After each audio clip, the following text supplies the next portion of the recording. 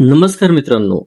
केंद्रीय कर्मचाऱ्यांसाठी 8व्या वेतन आयोगाबाबत मोठी आणि महत्त्वाची अपडेट ही समोर आली आहे. कर्मचारी संघटनांनी आता सरकारकडे मोठ्या फिटमेंट फॅक्टरची मागणी केली आहे. मात्र या मागणीमुळे केंद्र सरकारच्या तिजोरीवर हजारो कोटी रुपयांचा अतिरिक्त भार पडू शकतो, असा इशारा तज्ज्ञांनी दिला आहे. सध्या देशामध्ये 50 लाखाहून अधिक केंद्रीय कर्मचारी आणि जवळपास 69 लाख पेन्शनधारक आहेत. अशा परिस्थितीमध्ये फिटमेंट फॅक्टरमध्ये मोठी वाढ झाल्यास पगारात मोठी वाढ होणार असली तरी सरकारसमोर आर्थिक संतुलन राखण्याचं मोठं आव्हान हे उभे राहणार आहे. 7व्या वेतन आयोगाला 2.57 फिटमेंट फॅक्टर लागू करण्यात आला होता. त्यामुळे किमान वेतन 18,000 रुपये इतके करण्यात आले होते.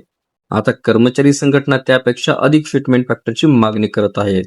दुसरीकडे NPS आणि UPS योजनेमुळे सरकारचा खर्च आधीच वाढलेला आहे आणि UPS अंतर्गत सरकारचे योगदान 18.5% वाढणार असल्याने वेतनवाढीसोबत निवृत्ती वेतनाचा खर्चही झपाट्याने वाढणार आहे.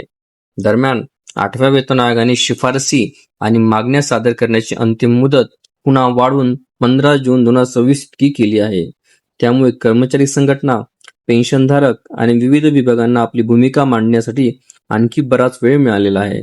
आता सर्वात मोठा प्रश्न आहे की सरकार कर्मचाऱ्यांच्या मागण्या मान्य करणार आहे का आणि फिटमेंट फॅक्टर नेमका किती लागू असणार आहे. तुमच्या मते 8व्या वेतन आयोगामध्ये किती फिटमेंट फॅक्टर असायला हवा हे कमेंटमध्ये नक्की सांगा.